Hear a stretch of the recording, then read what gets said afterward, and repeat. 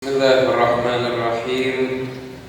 Alhamdulillahirabbil alamin. Allahumma shalli wa sallim ala sayyidina Muhammadin. Allahumma shalli miftahi babi rahmatillah adada ma fi ilmillah salatan wa salaman daimaini bidawami mulkillah wa ala alihi wa sahbihi wa man wala wa man tabi'a sunnatahu wa qa'tada bihudah ila yaumi liqa'illah, amma ba'du.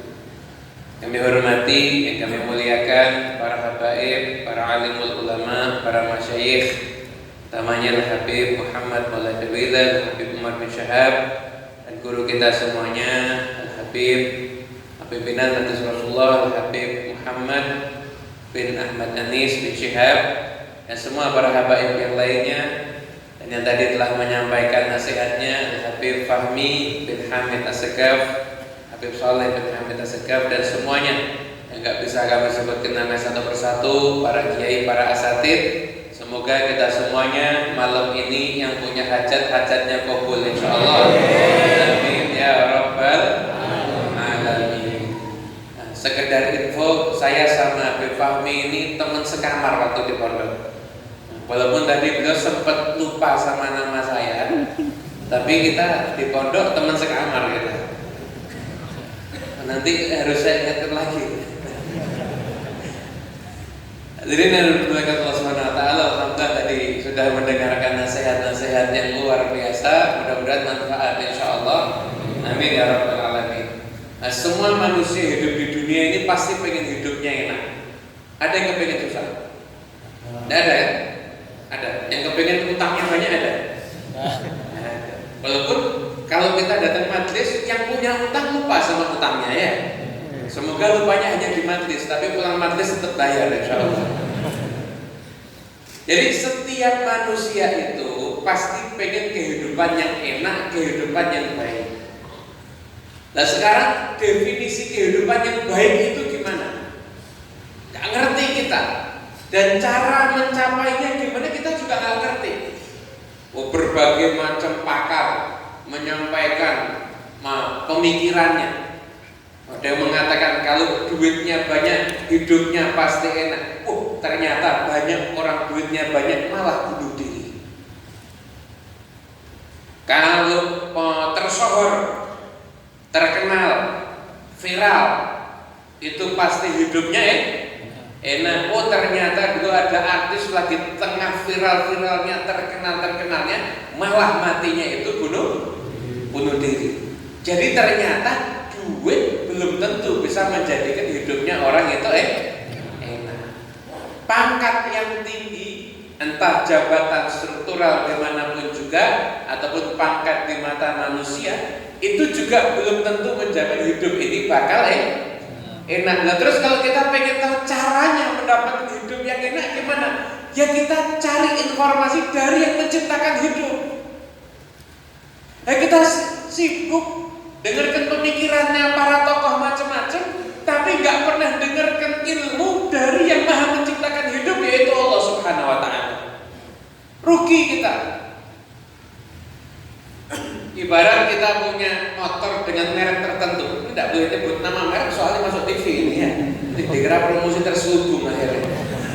Mending kalau dikasih endorse buat iklan, tidak apa-apa sekalian disebut ya. Dikasih endorse nggak usah disebut ya. Umpama ada merek motor, merek A misalkan. Yang ngerti tentang merek A ini apa? Ya pabriknya.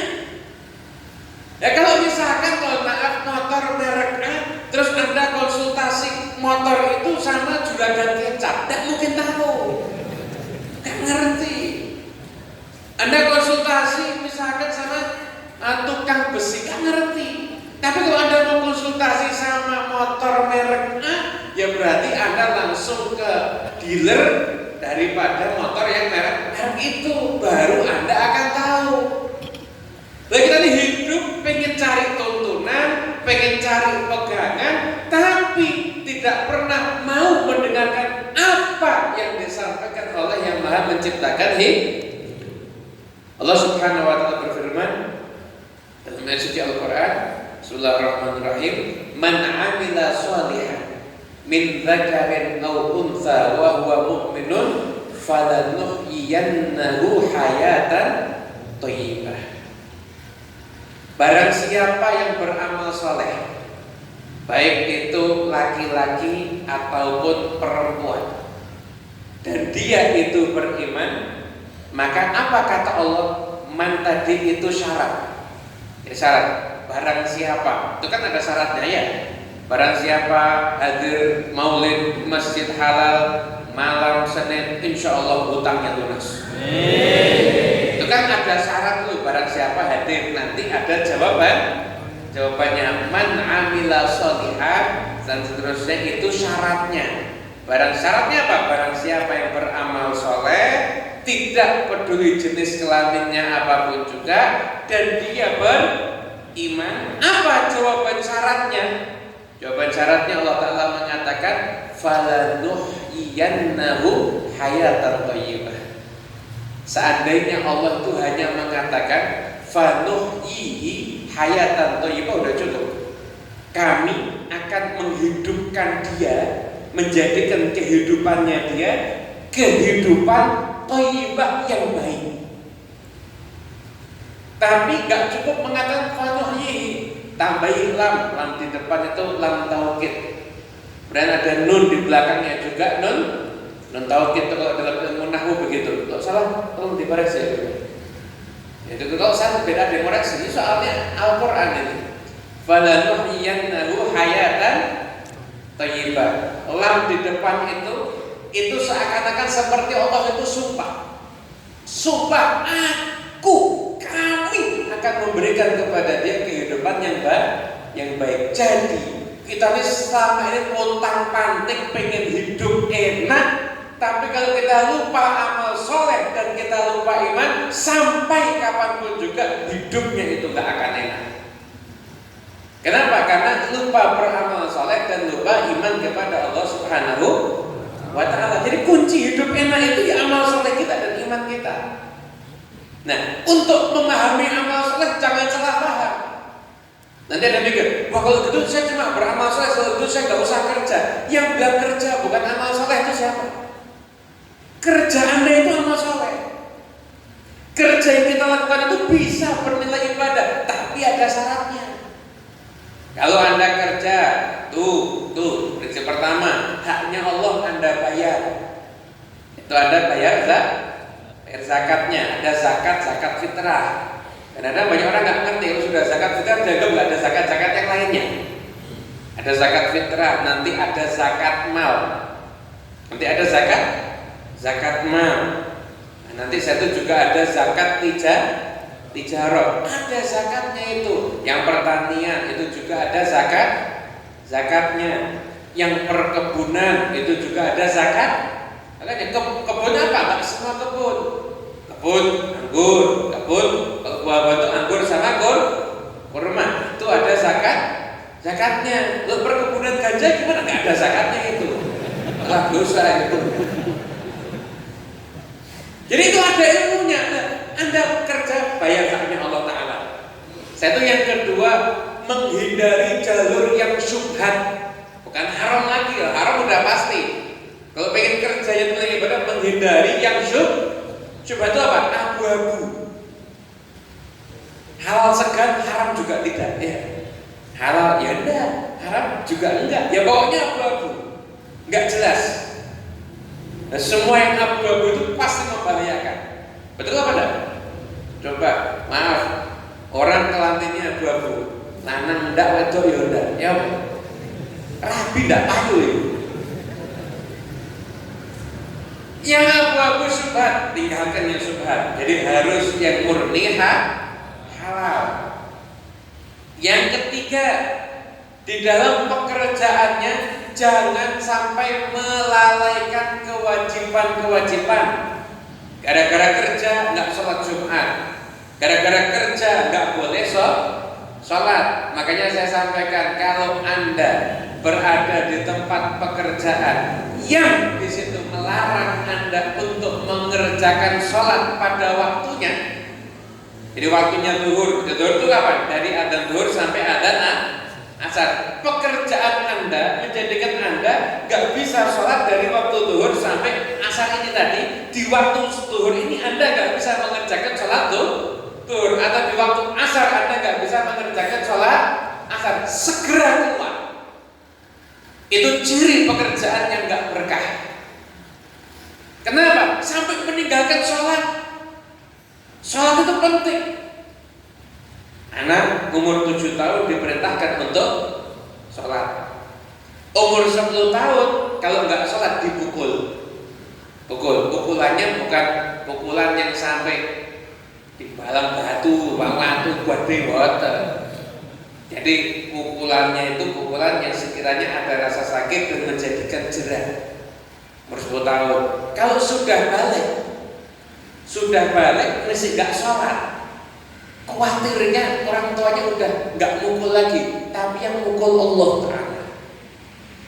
Dan kalau sudah dipukul sama Allah Ta'ala, mau sebanyak apapun hartanya, setinggi apapun pangkatnya, sehebat apapun pengaruhnya, tidak mungkin hidupnya akan bahagia. Kenapa? Dipukul sama Allah Subhanahu. Jadi kerja itu amal soleh. Ada tadi apa? Hak Allah dibayar, kemudian setelah itu meninggalkan yang syubhat, tidak menjadikan Anda lalai dalam mengerjakan sholat, mengerjakan sholat Jumat, atau menghadiri majelis-majelis ilmu yang memang ilmu itu Anda perlukan dalam kehidupan Anda sehari-hari. Kalau kerja Anda itu semacam ini, maka kerja yang Anda lakukan itu termasuk dalam kategori amal soleh. Dalam kategori amal soleh. Jadi kalau kita dengar amal itu bukan berarti hanya sekedar sholat, enggak. Kerjanya itu juga bernilai dengan amal soleh. Intinya syaratnya tadi itu. Nah kita kalau ingin hayatan thayyibah, kehidupan yang baik, level standar kehidupan baik itu, yang ngomong, kalau yang ngomong beda, standarnya juga beda. Betul apa enggak? Ada orang terus potongan kula kali jenengan utang akeh ngeten iki. Tiba-tiba ngomong kehidupan baik, sama orang kekayaannya di atas 100 miliar ngomong kehidupan baik, standarnya sama apa beda? Orang kayak kita ngomong, itu hotelnya bagus. Dengan orang kekayaannya 100 miliar ngomong, itu hotelnya bagus. Bagusnya yang dimaksud sama apa beda? Beda, kenapa? Levelnya juga beda. Nah ini Anda bayangkan, Allah Ta'ala lahu ma fis samawati, yang pemilik langit dan bumi mengatakan kehidupan yang baik akan kami berikan. Kira-kira standar baik menurut Allah seperti apa? Tentunya beda dengan standar baik menurut manusia. Nah, sekarang kepengen apa enggak? Gampang. Beramal soleh, setelah itu beriman, kerjaan, cari kerjaan yang halal. Setelah itu kuatkan iman dengan majelis-majelis zikir semacam ini, dengan jadi apa? Anda mau masuk surga dari Allah, insya Allah gampang. Insya Allah kan? Gampang. Miftahul jannah la ilaha. Kuncinya surga aja dibocorkan sama Nabi Muhammad. Kunci neraka tuh nggak ada. Ada nggak keterangan kunci neraka adalah ini? Nggak ada. Kunci surga itu Anda waktu ngaten pada sholat isya, pilihan kan macam-macam. Nongkrong di warung kopi, ya kan? Nongkrong di warung kopi. Setelah itu ada pilihan lagi ngobrol sama tetangga ngerumpi. Ada pilihan lagi hadir pengajian. Yang Anda pilih yang mana? Ya hadir pengajian. Tapi kalau nongkrong di tempat kopi gratis gimana tuh? Ya tetap hadir pengajian. Pengajian juga dapat roti, dapat macam-macam, masya Allah. Jadi Anda tinggal pilihlah tempat-tempat yang memang menjadikan Anda ini menjadi hidup saya itu baiknya ini. Kedepannya baik itu ya semacam ini, iman dan beramal soleh. Tapi tadi yang disampaikan sama Bapak, jadi kita perlu guru. Mohon maaf. Problem orang zaman now itu dua.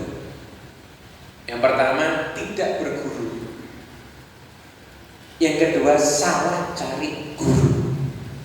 Itu dua problem manusia zaman sekarang. Gak berguru gimana? Iya, dia nganggap apa yang ada di HP itu sudah cukup sebagai pengganti guru. Live streaming cukup, gak usah hadir majelis gak apa-apa. Oh, beda. Siapa yang mau nikah bulan madunya virtual? Ada nggak? Sama apa beda? Beda. Hadir majelis langsung dengan live streaming itu beda. Beda nggak sama. Yang Anda lihat ada di Google, yang Anda lihat di YouTube dan lain sebagainya, itu bukan pengganti guru. Itu sarana Anda untuk memudahkan mencari ilmu, tapi kita wajib punya guru.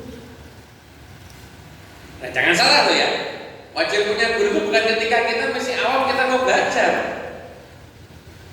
Oh, kita yang sudah dakwah, ini nasihat untuk diri saya sendiri nih. Saya nih yang sudah dakwah, saya saat ini lebih perlu kepada bimbingan guru dibandingkan ketika saya belajar. Kenapa? Kalau ketika saya belajar saya perlu guru, kenapa? Untuk menyelamatkan diri saya. Tapi kalau sekarang ini saya perlu guru, kenapa? Untuk menyelamatkan diri saya dan orang lain. Karena yang bisa tahu, yang tahu dakwah yang saya kerjakan ini lillah atau karena untuk pribadi atau karena hawa nafsu, yang tahu cuma guru. Guru yang akan memfilter, jangan begini, lakukan ini. Yang tahu guru. Anda bisa bayangkan saya menyampaikan Quran, hadis tujuannya untuk hawa nafsu, bahaya apa enggak? Bahaya. Orang sudah berdakwah sekalipun itu juga harus berguru. Habib Ahmad bin Zain al-Habsyi, alim besar. Muridnya Habib Abdullah bin Alawi al-Haddad itu gak berhenti belajar, padahal umurnya hampir sama dengan Abdullah Haddad, gak berhenti belajar sampai Abdullah Haddad itu meninggal dunia. Di usia mungkin udah gak muda lagi, beliau tetap belajar terus. Kenapa? Gak bisa orang itu tanpa guru. Jadi problem orang zaman sekarang itu nganggap semua fasilitas sosial media yang di situ ada ilmu agama dianggap sebagai pengganti daripada guru itu keliru. Makanya saya sering didatengin sama orang-orang baru. Tadi ada nanya, Habib, saya tanya hukumnya permasalahan. Saya lihat di YouTube yang Ustadz satu bilang begini, yang satu bilang begini, yang saya ikuti yang mana? Coba cari pendapat yang lain biar Anda semakin pusing. Bisa, mungkin mau sisa.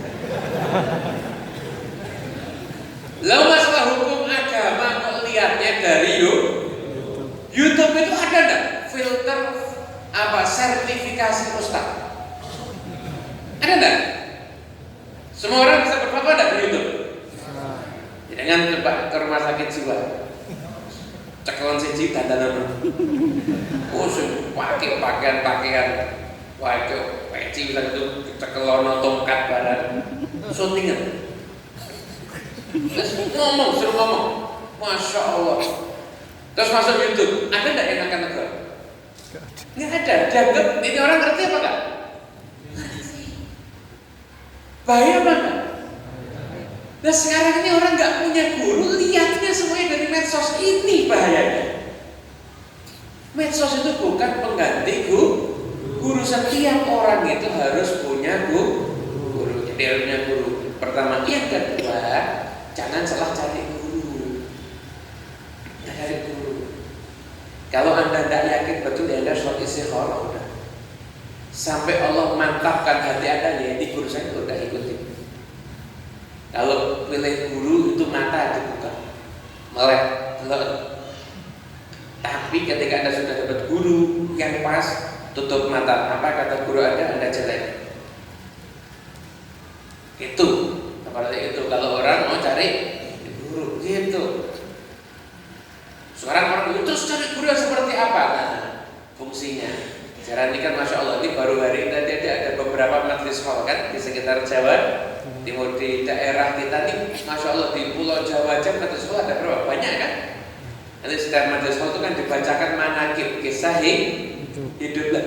Itu dibacakan manaqib kisah hidupnya para ulama yang dikhauli, itu panduan Anda untuk cari guru. Itu panduan Anda untuk cari guru ya di situ. Jadi yang Anda dengar, yang Anda dengar dari mereka para ulama ketika dibacakan manaqibnya, Masya Allah, Habib Fulan berguru dengan ini, Kiai Fulan berguru dengan ini, belajar kitab ini, kemudian dakwahnya begini, amalnya begini, menghadapi masyarakat begini. Cari guru yang seperti mereka. Itu panduan kita. Di buku panduan sudah ada, tinggal kita mau ngikuti apa enggak, selesai. Jadi problem orang zaman sekarang ini dua. Yang pertama, enggak berguru. Yang kedua, salah mencari guru. Lah kalau Anda hidup punya guru yang pas, nanti guru Anda yang akan mengarahkan Anda untuk menjadi pribadi yang beriman dan juga beramal soleh. Nah kalau sudah beriman dan beramal soleh, maka insya Allah Anda semuanya akan mendapatkan hayatan thayyibah, kehidupan yang baik. Habib, saya udah beriman dan beramal soleh, kenapa gaji saya kok nggak naik-naik? Memangnya amal soleh khasiatnya untuk menaikkan gaji. Berarti sama ini promosi jabatan kalau begitu. Rezeki itu nggak mesti gaji. Rezeki itu nggak mesti gaji. Rezeki itu banyak. Justru rezeki yang nilainya paling rendah itu mungkin harta. Sehat itu rezeki. Sehat itu rezeki. Anda sama Allah Ta'ala dikasih nikmat lidahnya, kasih nikmat lidah misalnya. Anda minum air putih sama minum kopi, sama atau beda rasanya? Beda. Kalau nikmat bisa merasakan diambil, ditukar sama duit 10 miliar orang. Nikmat merasakan itu diambil, ditukar sama duit 10 miliar. Apa duit? Rekening 10 miliar ada, tapi masih goreng, masih kebuli, terus apa lagi? Bakso, sate, bakso. Jadi mau saya sebutkan nama warungnya, cuma kita deal-dealan dulu bentar. Berapa persen nanti? Cuma ke apa bakso, setelah itu apa sate. Jadi rasanya sate sama tahu sama. Tapi udah pedes 10 miliar, mana? Anda kaya loh berarti. Baik, 20 miliar. Rumahnya gede, nanti rumahnya gede bisa tuh, bangun rumah gede bisa. Rumah gede ada kolam renangnya, Anda kasih buaya dalam kolam renangnya. Apa-apa, jadi sekalian kalau renang buaya darat sama buaya asli kumpul. Mau dan 20 miliar, tapi teh, kopi, susu, madu, air sama semuanya. Mau dan? Kenapa kita tidak pernah mensyukuri nikmat punya lidah yang bisa merasakan? Dan kalau dapat duit 1 juta aja, Masya Allah. Dapat duit 1 M, mungkin sujud syukur dari hari Ahad baru bangun Ahad berikutnya. Tahu kena obat bius itu. Itu, ini nikmat hayat, ada rezeki. Ini rezeki. Makanya ketika kita bisa mensyukuri nikmat-nikmat yang kecil, maka insya Allah kita akan dapat nikmat yang besar dari Allah Subhanahu wa Ta'ala. Saya pernah baca satu hadis, di dalam hadis itu disebutkan orang yang kalau mau makan, atau nanti setelah makan itu dia cuci tangan. Dia cuci di tangannya. Mau saya praktekkan, belum ada makanan, belum bisa praktek. Jadi orang kalau mau makan atau setelah makan dia cuci tangan, maka insya Allah dia nggak akan fakir. Akhirnya Anda mesti mikir, apa hubungannya cuci tangan dengan kefakiran? Benar kan? Mikir kan?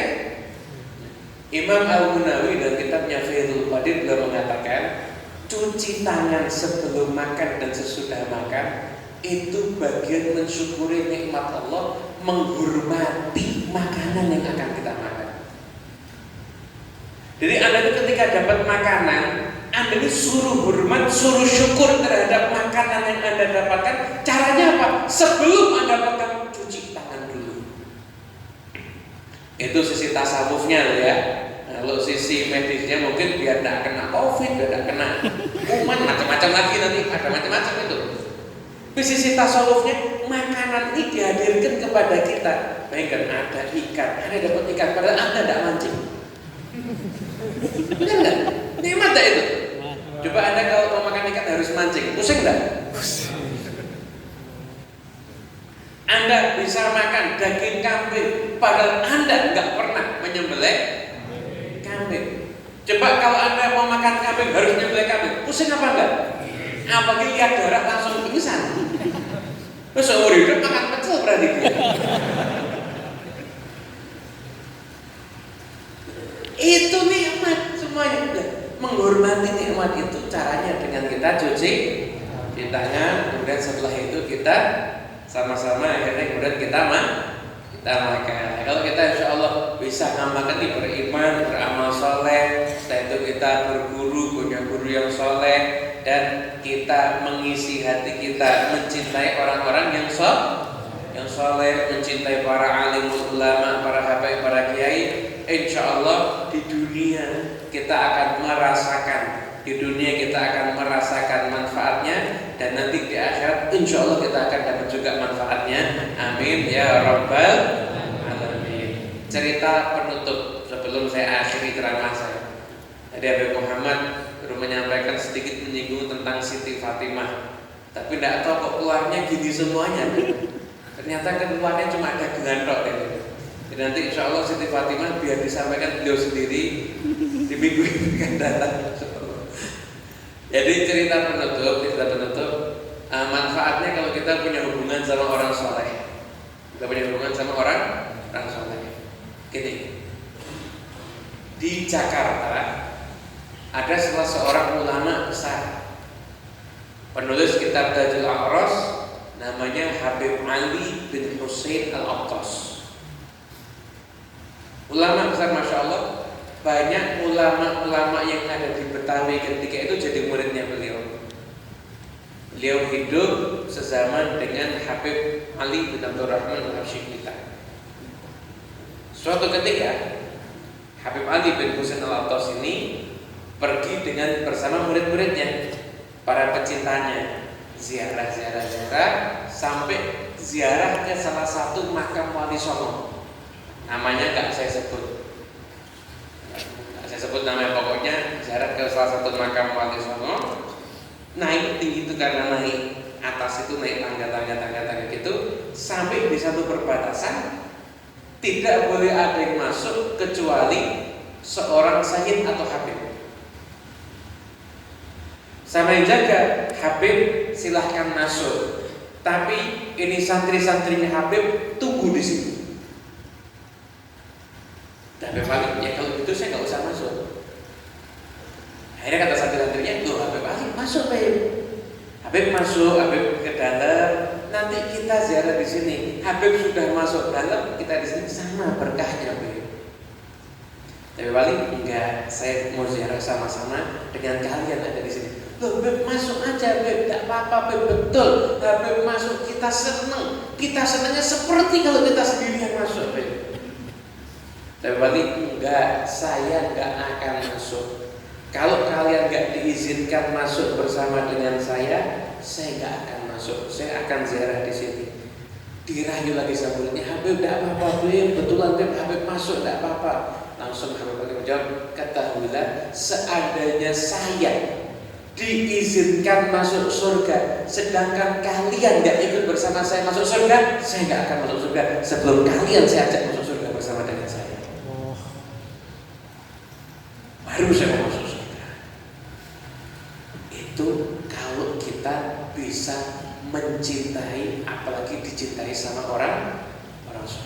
manfaatnya bukan hanya ada di dunia, namun juga sampai ada di akhirat nanti. Nah, majlis ini adalah majlis yang menyatukan hati kita dengan orang soleh. Kita duduk kumpul bersama di majlis ini, insya Allah frekuensi hati kita sama orang soleh nyambung, sehingga kita akan mudah mencintai orang soleh siapapun dan dimanapun mereka berada. Dan insya Allah yang saya akan sampaikan, kurang lebihnya mohon maaf dan sebesar-besarnya. Assalamualaikum warahmatullahi wabarakatuh. Waalaikumsalam.